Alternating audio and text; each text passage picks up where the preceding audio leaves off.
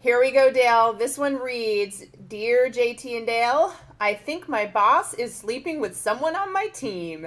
They go to lunch offsite every day. He is married and she is 10 years younger. I'm totally annoyed by them and find it difficult to do my work.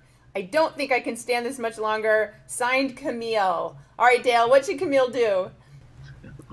Well, first, Camille, I'm confused. You say you can't do your work unless they're there on the desk. I don't understand. Why can't you just look the other way, get your work done? Okay, Dale, guess what? The whole team does get impacted sometimes in these cases. Maybe they're not doing it on the desk per se, but when it's that obvious, it is distracting to everybody emotionally, team wise. I mean, he's playing favorites, let's face it. Well, this is a chance to practice some good corporate discipline, some office discipline. It's a skill to ignore what's going on around you and just do terrific work. It's a skill you can work on.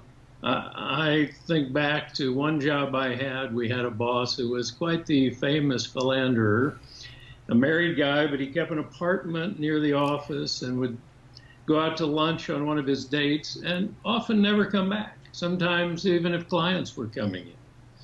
So the two of us who worked with the clients sort of figured out strategies. How do we work around this? It just becomes a new challenge, a new thing you have to figure out, a kind of self-discipline. And just because he doesn't have any discipline doesn't mean you can't work on your self-discipline.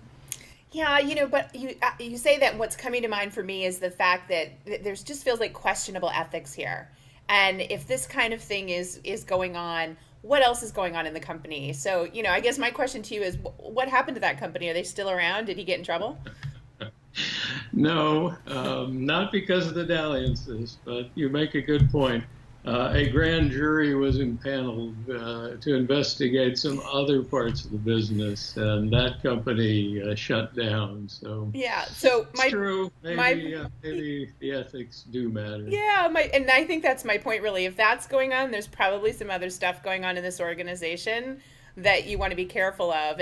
But even still, let's go back to this. You and I both know these kinds of things happen in offices all the time. In my experience, they eventually blow over, they don't last, and somebody ends up leaving, right? Whether it's the manager or this individual, somebody's gone. And I'm thinking for Camille, I'm thinking about opportunity. If she does stay around long enough to see this thing end, who knows? I mean, maybe there's a promotion in the works. There's more job opportunity for her, to fill the place of this individual. But, you really got to decide if this is the place you want to be. Yeah, there is that appeal of the forbidden love, and we should look to Romeo and Juliet for the answer to what happens. They all end up dead.